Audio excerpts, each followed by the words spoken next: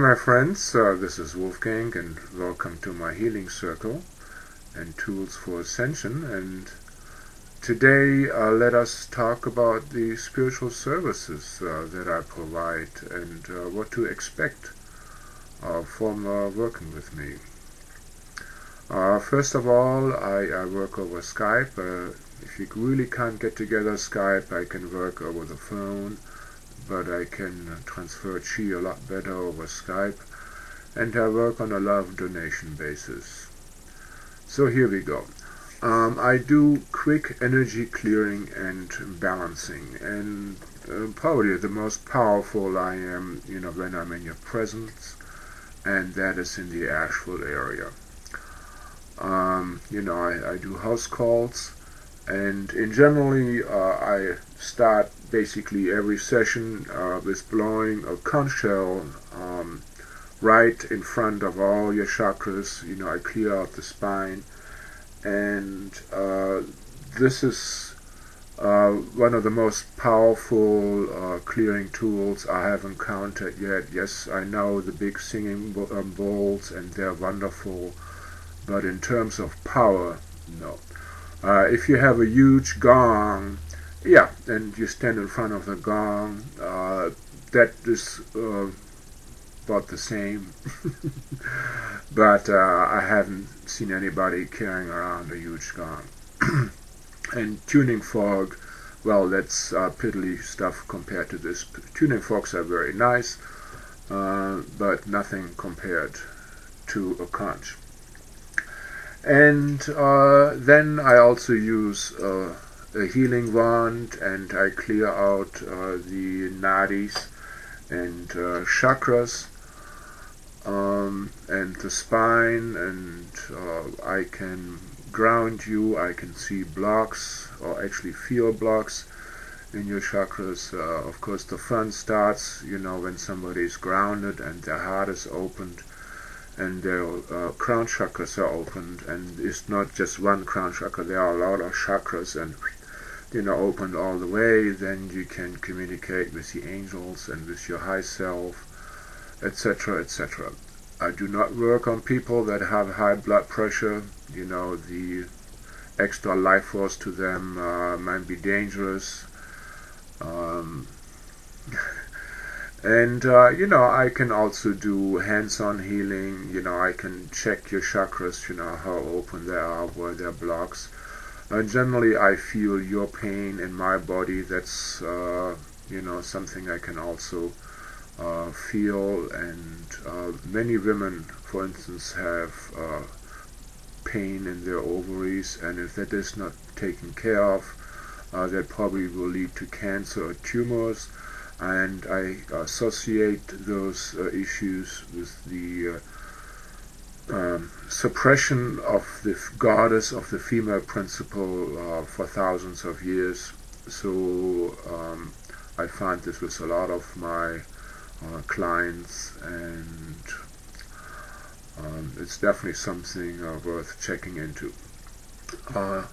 I also do crystal and gem layouts. Of course, I do that in person, and I have a wide variety of gems and crystals. I used to live in Tucson. I used to work on the German Mineral Show for many, many years. I used to go rock hunting. I talk to the stones. My wife makes crowns and wands. So look at the videos I made about how to use gems and crystals, and you understand, I can make layouts with this, and they're wonderful. They're a wonderful initiation on how to work with gems and crystals, and so you understand this. And of course, they have a lot of healing benefits. And in any person-on-person work that I do, I generally include this automatically, but in generally I also don't do any layouts. So if you want to experience a layout, ask for it. Then meet your inner child, high self, and spirit guides. Well, basically with anybody that I do a past life regression with, or do any more like mystical work with, I introduce him to the inner child first. The inner child can be seen as a representation, of the subconscious, as a personalization, as it is maybe used in subpersonality processes, as by mainstream psychology. Um, you may be familiar with Breitscheid's work, etc., etc. Well, the inner child is basically your innocence, your persona in this lifetime, and probably the most important aspect of yourself, which you get in contact with, and you should do healing work and make sure you satisfy your inner child, because if the inner child is not happy, nobody's happy. You will not be happy. The inner child can boycott anything, any project. It can just go, and so when once your inner child is happy and awakened, and the problems have been dealt with, your life is just going to improve tremendously. You're going to be spontaneous, loving, creative, joyful. The issue is in modern day life, especially with discipline, people do not play enough anymore, and most people's inner children are not happy at all. And of course, the high self, meeting your high self, that is the soul aspect of yours, the part of you that is eternal. I was asked the question, is the high self is like the Atman that is described in the Bhagavad Gita, in the Hindu text? And I will have to say that the Atman is the I am self, the awareness, the watcher as an individual that you have. And the high self is more like the personality of your higher dimensional aspects, which I also kind of consider the soul. Your higher dimensional aspects, that are those part of you that live beyond space and time, that are at least fifth dimensional, most likely going all the way up to God through all the dimensions. But then, we're getting into group souls, etc., etc. Yet, the high self on the higher dimensions, like seventh or eighth dimensions, can be seen as an androgynous form, and is a great source of knowledge and wisdom. And on the lower dimension, and that is in generally much more closer to the lessons that we are learning right now, your relationship, with your male and female aspects of yourselves, you will have a distinction of male and female high self that work together or do not work together. And that's when we have a problem. And many people are not aware about those archetypical roles, those aspects of themselves play in their life, and it is not a cookie cutter thing. Those high selves have very, very distinct personalities and styles, and so it's quite important for you to understand, how they work through you. And the same with the inner child. The inner children have very, very distinct personalities and preferences and this and that. This is not a one-size-fits-all issue. And then, of course, we have the spirit guides, which are angels, which are totem animals, and which are loved ones and spiritual masters and extraterrestrial beings. Maybe you're a starseed and you have your space crew just backing you up from the other dimension. So it is quite important to get in touch with them, and to talk with them, and to know how to contact them, and to know when they are contacting you. Get to know each other. This is like a cocktail party where you just go around, hey, how are you? This is me, and how can we hook up? Then vision questing. Well, vision questing is basically, getting a big overview. And it definitely entails, meeting your high self and your inner child, etc., etc. But the intent here is to just, find out what is my life's purpose. Why did I marry an abusive father? Why did my mother die? What lessons do I want to learn in this lifetime? What karmas do I have in this lifetime? And I give you a good example. Once a young man, like a teenager, came to me and he said, well, I want to have this really strong drive to be a musician.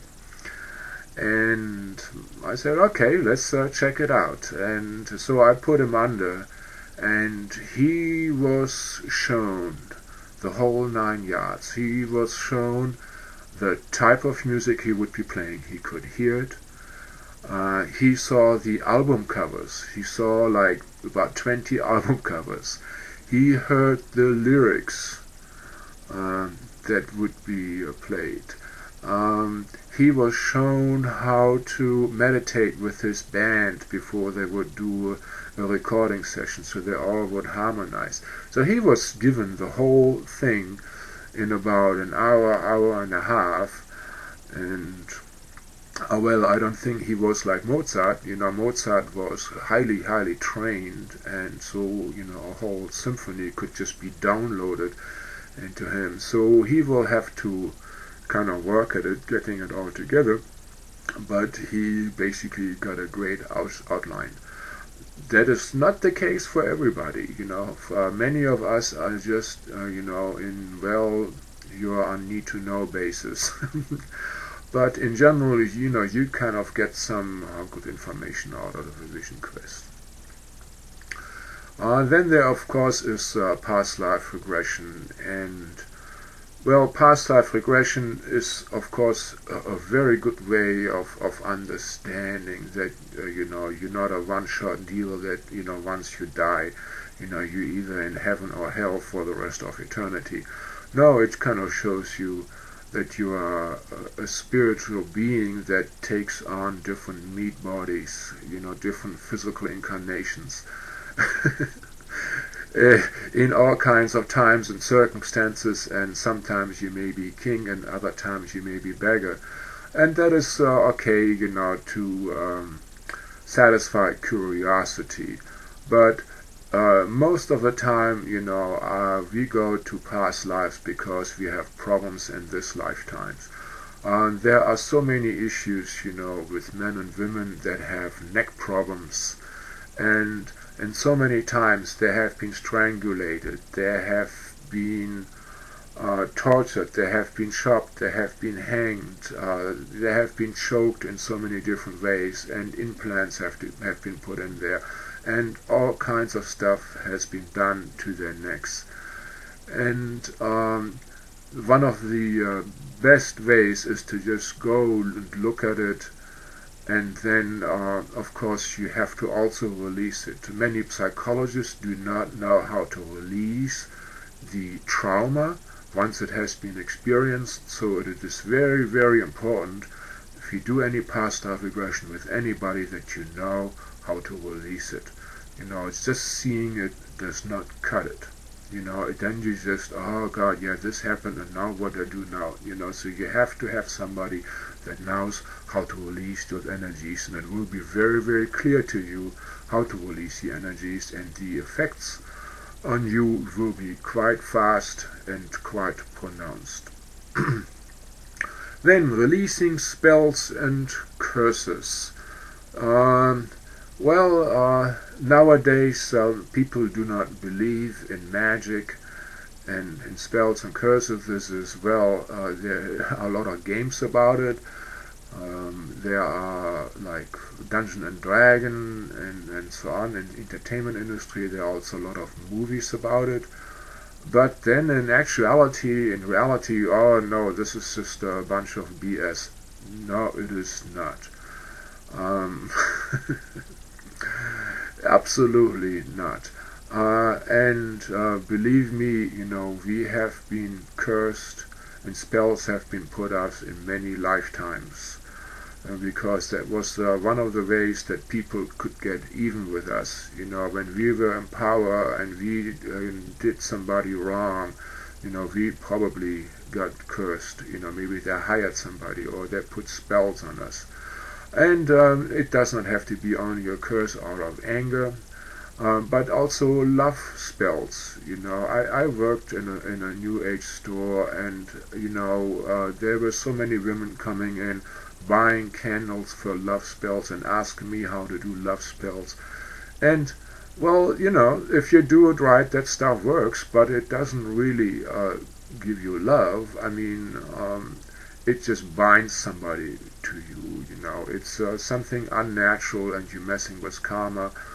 And I have had one case, very very powerful Brujero put.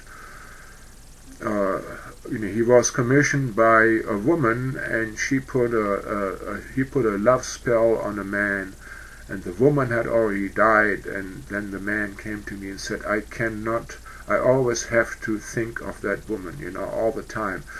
She did not love me, I did not love her. She is dead now, and I still have to constantly think of her. It's driving me crazy. So, it was quite a complicated thing, but we got it off.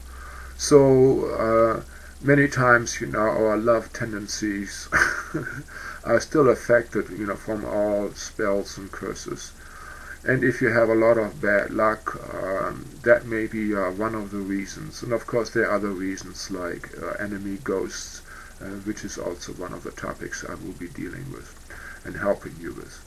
And releasing vows, especially as light workers, we have been living as yogis and monks and nuns and renunciants in different types of traditions, and in all of them, we made vows of poverty, and those vows, they're still working, and that many times is the reason why as light workers we have a bad relationship with money. I'm not saying that money is everything, but you have to have it. You have to. You want to live comfortable, and if you have lots of money, you can actually help people a lot. And it is not just vows about money; it is vows about chastity.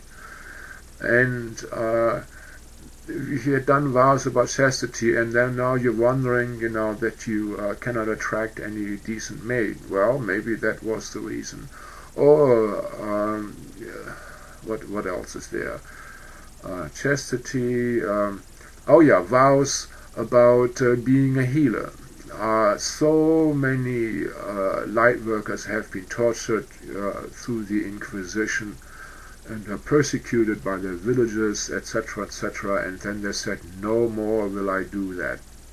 That is a very powerful vow, because generally you did that when you were burned on the stake or being tortured. So very, very powerful, because you're so full of emotion and pain and very strong programming. And then you wonder, you want to help people, but somehow or other you don't get it together.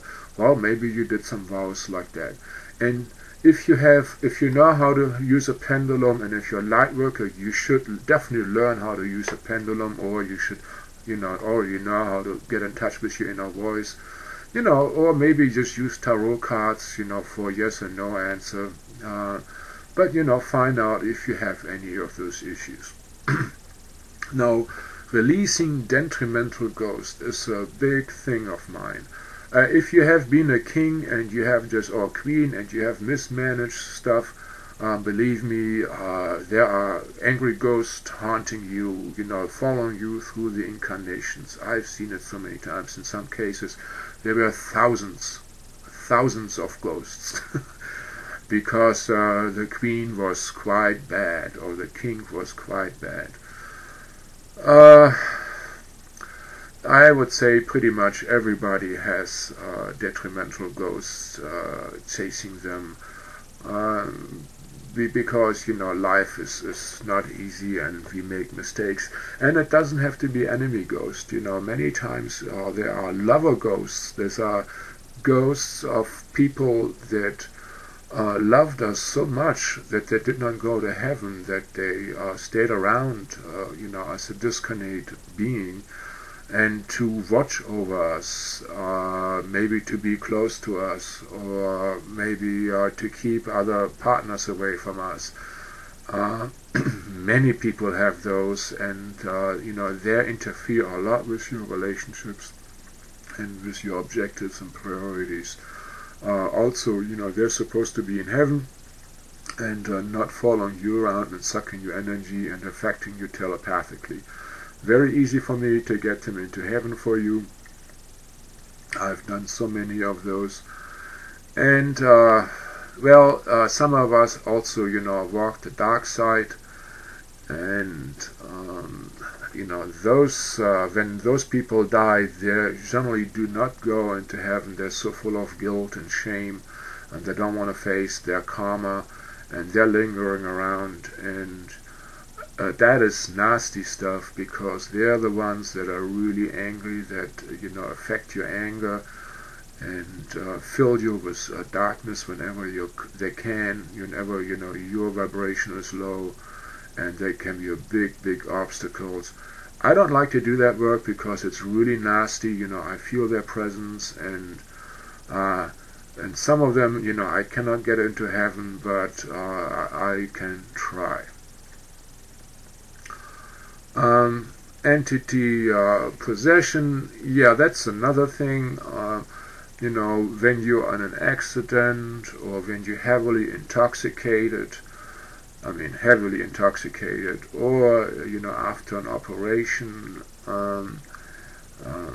we pick up ghosts. Very easy for them to, or in a nut house, or at a funeral station, or the hospital, very easy to pick up ghosts. We call them hitchhikers, and we feel their pain. So if they had a bad leg, you will have a bad leg. If they had neck pain, you will have neck pain. And some of those hitchhikers, they also have been with us for generations. I have had a case where in one past life, that person did another person really wrong, and since then that person has been riding on him as a ghost and causing him severe neck pain. Nothing ever worked with him, and as soon as that ghost was out and in heaven, the neck pains were gone. I do not just cast out ghosts, because then they will try to reattach themselves or attach themselves to somebody else. I bring them what's considered heaven, higher dimension, wherever they're supposed to be. Soul retrieval. After a lot of spiritual work, through me or through your own austerities, through your own purification, or after clearing a lot of trauma, we can bring parts of our original energy back to us. In shamanic terms, this is called soul retrieval. I'll give you an example. Let's say if you have an extremely abusive childhood, physically, emotionally, mentally, and so we can assume that the finer parts, the more sensitive parts of our self, of our soul, of our higher self, have left the physical body, because this is like too much for them to bear, would have destroyed them, so they leave. So once those conditions have been rectified, and the body has been purified, and that doesn't take very long, then those parts can be called back, and that will just enrich your personality, with the what's considered higher virtues, higher vibration, and it's a very nice thing, and you will know when this happens to you. Your whole light seems to be boosting, and you feel very good, and you become more creative, more playful, more spiritual. Implant removal. Well, there are different types of implants. There are implants by aliens, in a physical sense, and I'm surely not removing those and their implants by aliens in a astral level, and I might be able to help you remove those. And then there are black magic type of implants, and that have been put in there by sorcerers and witches, probably mostly in past lifetimes, or doing torture by the draconians, in doing the Inquisition, or doing other torture ceremonies. And I can target Archangel Michael to help remove those for you. And cord cutting, yes. Anybody you have had sex with pretty much has a very strong cording into your different chakras, and energy can be exchanged through those. They can draw energy from you, and they can also affect you emotionally. They're just telepathically linked stronger to you. There are generally also a lot of cording into the telepathic channels on the back of your head and your neck, which is also used, from the dark side. Those things have been many times installed when you were on the dark side or under the influence of the dark side, and not a good thing. Cords. Oh yeah, one thing, a good example for cording was once I was asked to assist a couple, for fertility. They were trying to get a baby and they could not, and they'd been to the clinic and did all that stuff and it didn't work. And so, I said, oh, I'm going to try to help you. And, I put her under, and, well, we found out that that lady was very, very promiscuous. And she had slept with a lot of men. And so there was a lot of cording into her lower chakras, and she described it in trance as looking like a big web, like a spider web, with all those cordings going in and out. And we found some entities that would clear those up, remove all the cordings, purify the area, purify the sexual organs. And then we actually interviewed a whole bunch of souls that wanted to incarnate. So we gave her the choice. Yeah, this is how this goes. This is better than in the books. Meeting departed loved ones. That's generally a very wonderful thing. So many times people suffer a lot, they suffer from the separation, or, they regret things they have said or they have not said to the ones that have departed. And first of all, I can make sure, those beings, those departed loved ones are in heaven. If they're not in heaven, I can send them into heaven. If they are in heaven, I can call them back so they can talk to you. With most people, you have to be kind of sensitive, but I can put you in a higher state of consciousness where they can talk to you, and you can tell them, what you wanted to tell them, or you can clear out issues.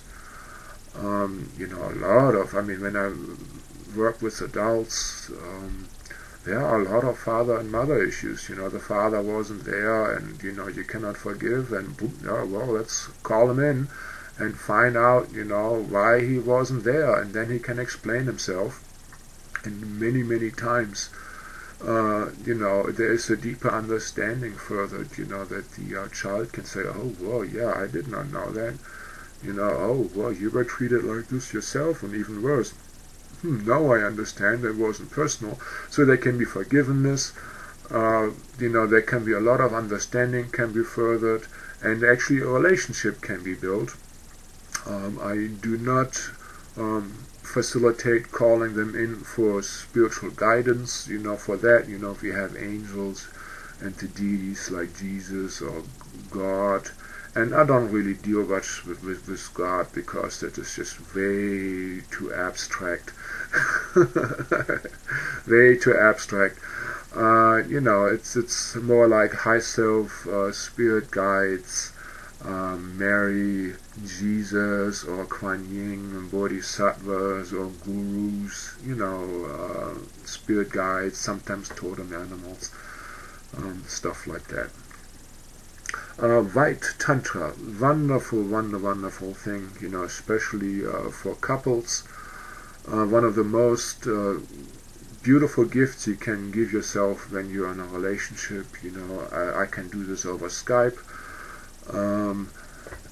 I can show you how to project love from the different chakras onto each other, and you probably by now had plenty of sex, and this becomes kind of boring. And White Tantra is like much better than sex.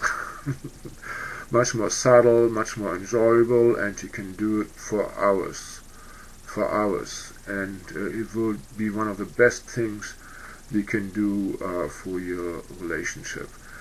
You know, even if you're on old bodies, you know, this is a wonderful thing. You know, you keep up good energy in a relationship. Breathwork and yoga instructions. Well, yeah, I mean, you know, I know Hatha yoga and, you know, some basic Kundalini yoga. But, you know, I prefer more the mystical breathwork, running chi through the body, running chi through the chakras, etc., etc. So, you know, rebirthing, connected breath, you know, I spend a lot of time studying those different modalities. So if you have any questions, I'd be glad, you know, to give you my opinion and my practical advice. Finding ley lines and dragon lines. Very important to know about this. I mean, most of you probably know what energy meridians are on the physical body with humans. You know, it's basically the aspect that Chinese medicine focuses on, and then there's another system that the Hindus focus on, which is the Nadi system, which is kind of a subsystem to the meridian system. And in the same way, the Earth also has energy lines, and buildings also have energy. So, you know, on top of a building, in general, you have an upflow of energy, and on top of a mountain, generally, you have an upflow of energy, and in a valley, you may have an inflow of energy, but energy can flow in all kinds of ways. And where it gets interesting is, like, how does energy flow through the space where you work and live and sleep? As an example, you know, one lady said, well, whenever I've watched TV, I'm just completely wiped out afterwards. You know, you know, I just can go back to sleep. And so I did a house call and checked it out, and yes, exactly where she was sitting, there was an energy line where the energies kind of flow into the earth.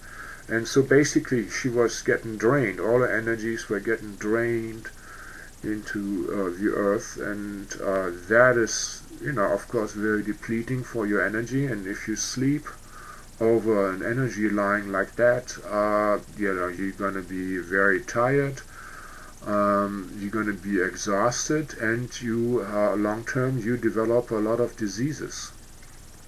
And maybe if it's just going under the feet, you know, you get diseases of the legs and feet, and if it's like your head, you know, that part of your body will suffer. So I have to be, of course, physically present, you know, to check that out. Now, there are also energy lines where the energy flows up. And while you're sitting on this, you know, your energy basically, it's like doing chakra breathing, you know, you feel very enthusiastic and spiritually uplifted. And it's good when you work on a place like that, but, you know, sleeping on something like that, you know, you may have a hard time falling asleep. It might be very energizing, you know, but it will be a hard time falling asleep. And then, of course, if you find a place where two positive upflowing lines are crossing, oh my God, you got it. You can do ceremonies there, and you can meditate there, you can do healings there. It's wonderful to have a power spot like that. So I can help you find those on your land, but you have to be, from the actual area. And then, of course, I do also house clearing. I can do some type of house clearing through prayer and meditation in long distance. It will maybe stick for a week, maybe 2 weeks. And of course I can also do physical house clearing, where I walk around with a conch and clear out any gross negative vibration, where also I can suck negative energy that piles up on the floor. I made a video, if you're interested in, how to clear energies, how to clear up negative energies. Just check it up on YouTube. But then I can also charge up the walls with love, and your place will be quite cozy afterwards. Especially when you move into a new house and you live in the Ashford area, this might be a good idea to call on me. I can check on the ley lines, maybe we can get rid of some ghosts or spirits that are still there, and just uplift the vibration of the house in general. There are also a whole bunch of other things that I can do that I haven't even thought about. I generally rise to the occasion. Oh yeah,